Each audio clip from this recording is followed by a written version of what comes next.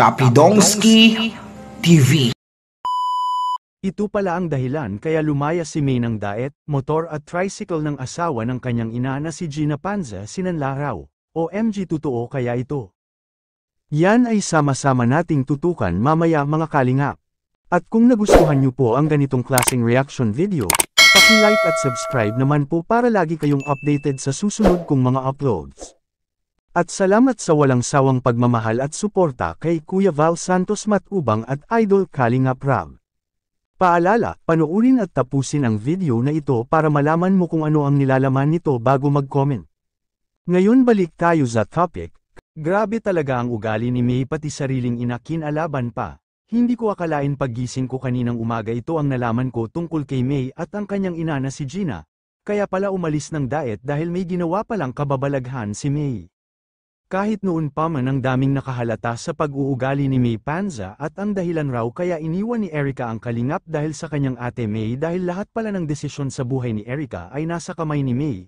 Ang daming supporters ng kalingap na si May ang sinisi sa pag-alis ni Erica sa kalingap, dahil kung hindi dahil kay May raw hindi aalis si Erica sa kalingap dahil si May pala ang pala desisyon sa buhay ni Erica.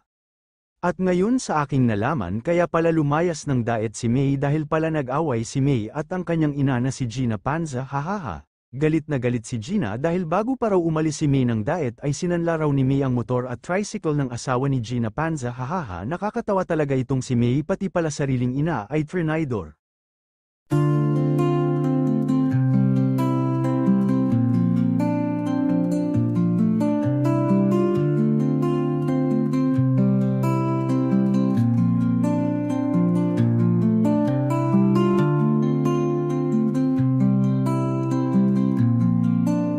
Hahaha, diba ang galing pala ni May, malaki ang baon papuntang Manila. Kaya pala nasaktan talaga ang dating handler ni Erica na si Sir June dahil ganito pala talaga si May.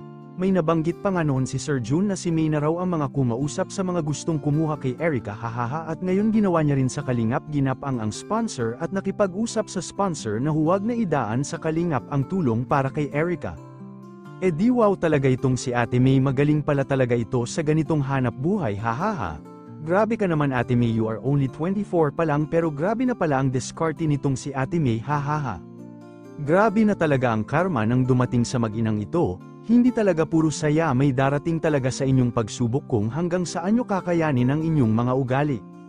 Karma is real na talaga, buti pa ngayon si Lolo Miguel may dumating na sa kanya na blessings. Ito talaga ang sinabi ko noon kay Lolo Miguel at Lola Tessie, hayaan mo ang mga apo nyo Lolo, dahil hindi sa lahat ng panahon nasa ibabaw sila darating, at darating talaga ang panahon na susubukin sila ng Panginoon, lalo na sa ginawa nila sa inyo.